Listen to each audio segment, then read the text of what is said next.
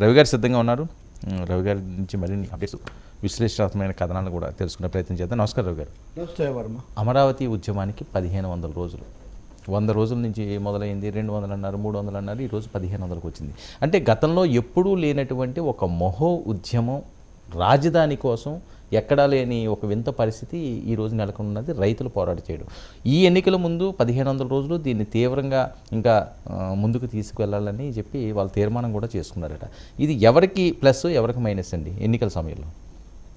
Plus minus అనేది వ్యతిరేకత తప్పకుండా ప్రభుత్వం మీదే కదా.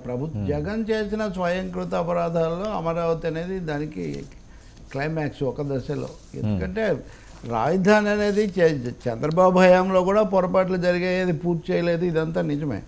కానీ మీరు దాన్ని పూర్తి చేయడానికి మీరు మీ పద్ధతిలో చేస్తుండొచ్చు. చంద్రబాబు లాగా ప్లాన్ ఏలో మీకు ఇష్టం లేదు, మీరు ప్లాన్ బిలో కట్టి ఉండాలి.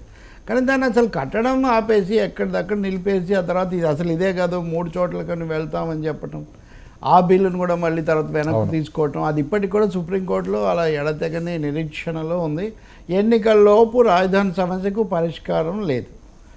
సో కాకపోతే జగన్ ఆలోచన ఎట్లా ఉందంటే అమరావతి ఆ చుట్టుపక్కలే కదా, దాని ప్రభావం మిగతా అన్ని చోట్ల నేను వికేంద్రీకరణ అంటాను. వికేంద్రీకరణ ఎవరు వద్దన్నారు?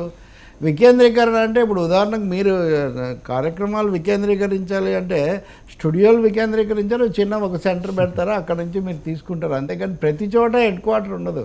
హెడ్ క్వార్టర్ అనేది స్టేట్కి సంబంధించి ఒక చోటే ఉంటుంది. కాబట్టి ఆలోచనే పొరపాటు, దాన్ని అమలు చేసింది ఇంకా పొరపాటు.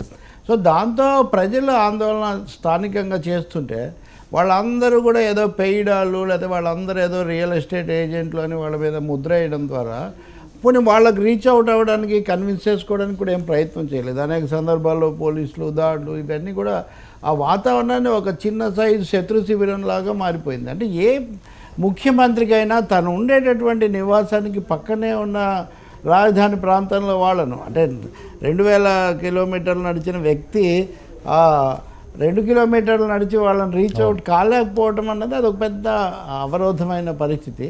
తప్పకుండా ఇది ఎన్నికల్లో ఒక ముఖ్యాంశం ఉంటుంది. కాకపోతే ఈ దశకు వచ్చేసరికి తెలుగుదేశం పార్టీ కూడా దాని రాజకీయ ప్రాధాన్యతలు దాంట్లో అమరావతిని సెంట్రల్ పాయింట్గా వాళ్ళు కూడా పెట్టదలుచుకోలేదు. రాజకీయ పార్టీలకు వాటి కోణాలు, ఎందుకంటే అమరావతి మీద ఓవర్ స్ట్రెస్ చేస్తే దాన్ని మళ్ళీ ఇతర చోట్ల వైసీపీ రివర్స్ చేస్తుందేమో అనే ఒక ఆలోచన వాళ్ళకు ఉండొచ్చు.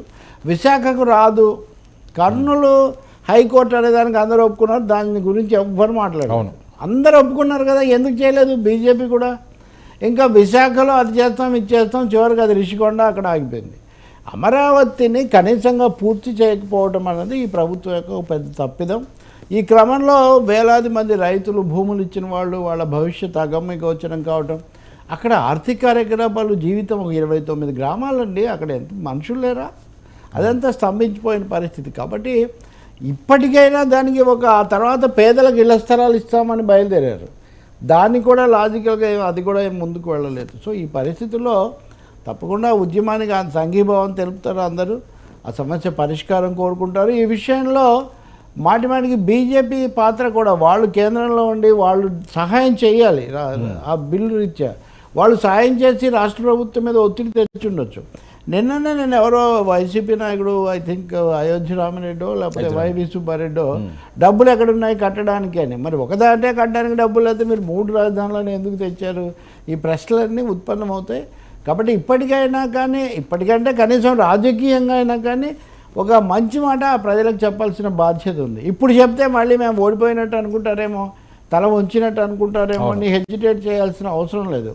అమరావతి కూడా ఆంధ్రప్రదేశ్ రాజధానిలో భాగం, ఆంధ్రప్రదేశ్ రాష్ట్రంలో భాగం. సిఆర్డీఏ గ్రామాలకు మీరు ఏం చెప్తారు? ఆఖరికి మీ శాసనసభ్యుడు కూడా అక్కడ ఉండకుండా వెళ్ళిపోయాడు. ఇంకా ఇప్పుడు షర్మిల పార్టీలో చేరాడు ఆళ్ళ రామకృష్ణారెడ్డి, చాలా వీర